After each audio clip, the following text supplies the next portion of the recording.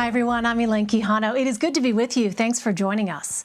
The White House is telling government agencies to bring back a mask mandate for federal buildings in areas with high rates of COVID-19 infection.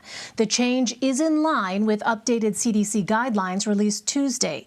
The agency now recommends all Americans mask up in places with high transmission rates, regardless of vaccination status. CDC Director Rochelle Walensky told CBS this morning the updated guidance is based on new science. She warned the virus could be, quote, just a few mutations away from being able to evade vaccines entirely. The thing that's important and that is new data that we've seen just in the last several days but corroborated several times is that if you are vaccinated and you are one of those rare breakthrough infections, you actually have the capacity to pass it to somebody else. And that is new. That was not what we had seen with Alpha or with previous variants. And so we thought it was important for vaccinated people to understand that if they do get a breakthrough infection, they could potentially pass it on to a loved one, to an immunocompromised individual, to somebody who's unvaccinated. And after his emotional testimony Tuesday, D.C. police officer Michael Fanone is releasing a threatening voicemail he received during the hearing. The profanity-laced message was left by a person believed to be a supporter of former President Donald Trump.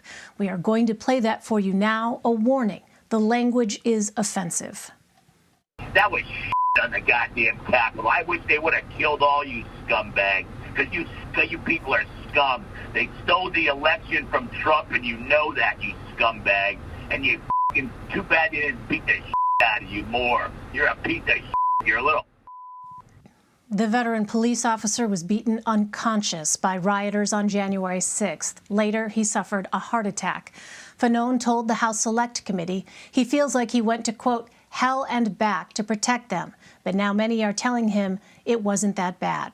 For more, let's bring in Marianna Sotomayor and Juana Summers. Marianna is a congressional reporter for the Washington Post, and Juana is a political reporter for NPR. Welcome. It's good to have you both. Juana, let me start with you. What can you tell us about the public health measures going into effect at the White House and potential vaccine mandates?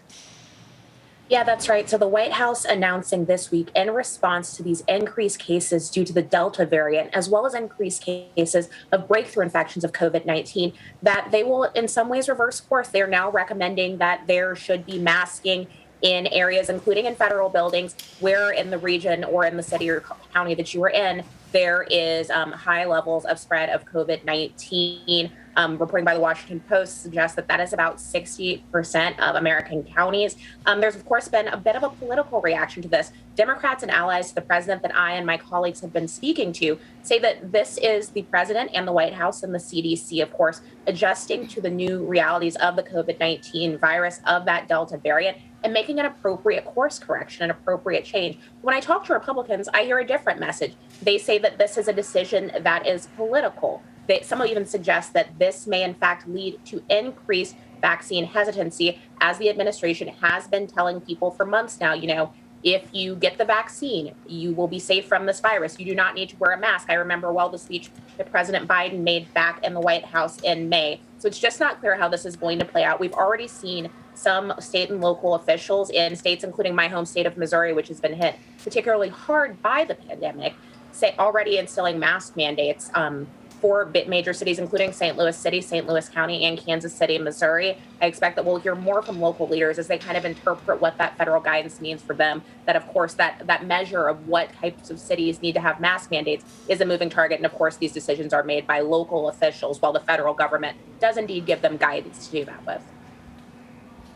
Marianna, Juana mentioned the reaction from Republicans. So earlier today, Republican House Minority Leader Kevin McCarthy tweeted this, quote, "The threat of bringing masks back is not a decision based on science, but a decision conjured up by liberal government officials who want to continue to live in a perpetual pandemic state." Well, here is House Speaker Nancy Pelosi's reaction to that sentiment. Let's listen. Leader McCarthy says it's against the science. So, Marianna, after listening to that, she clearly did not have kind things to say there, but the CDC map shows that this virus is spreading. Both sides say that public health is being politicized, but can you explain the different angles that they're coming at it from?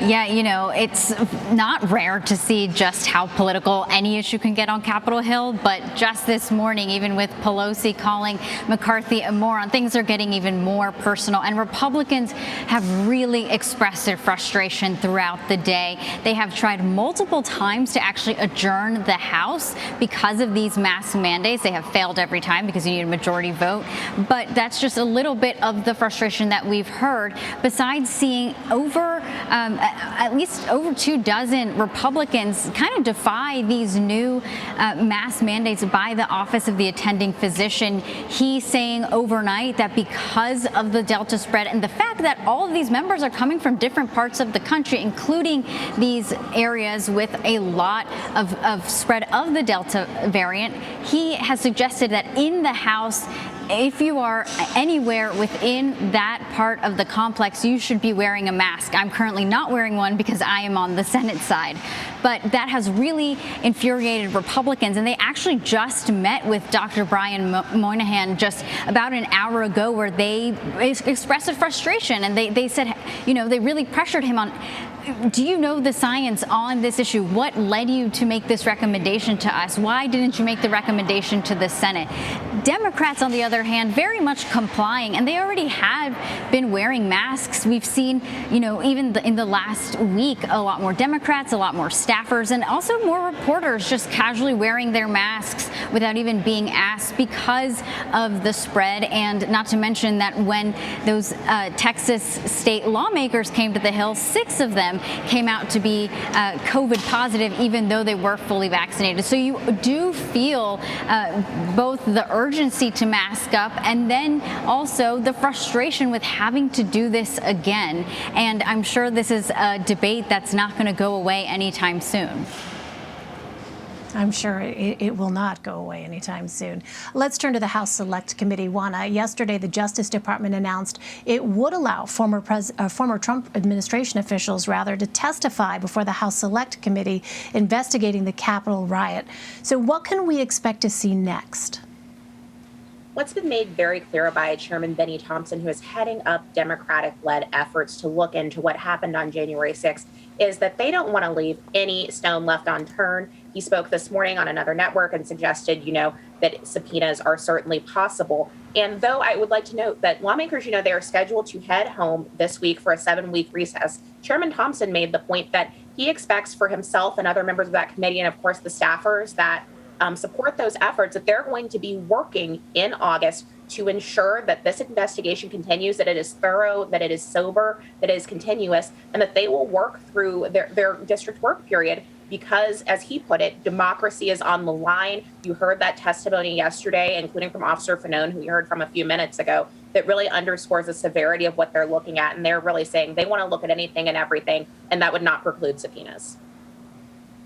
Hey, Marianna, is there any sign that the disturbing testimony lawmakers heard yesterday is changing the minds of any Republicans who had previously attempted to downplay the attack? It hasn't. A lot of reporters were asking every Republican after that hearing that we ran into, what was your reaction? What do you think about what those police officers said? And many of them actually told us that they didn't pay attention, that they weren't actually watching the hearing, that they hadn't heard any highlights. There were some Republicans, however, that said, I didn't actually tune into any part of the hearing, but I did hear Liz Cheney, and I don't like what she said. So, they're kind of cherry picking what they wanted to pay attention to. And in some ways, it does validate Speaker Nancy Pelosi's argument about how there are Republicans who don't take this seriously, who really don't want to engage in discussing and reliving and rehashing exactly what led to the January 6th insurrection and what should be done to protect the Capitol so that something like that never happens again.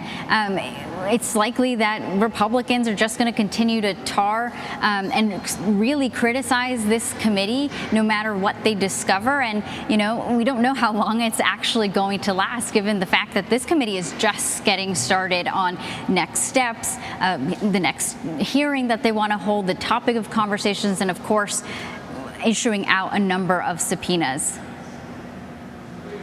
All right, we'll be keeping a close eye on all of that. Let's turn to voting rights. Juana, a month ago, the Justice Department sued the state of Georgia over its new restrictive voting laws as part of a promise by Attorney General Merrick Garland to expand the DOJ's efforts to protect voting rights. What did they announce today about post-election audits, and what are you hearing from voting rights advocates?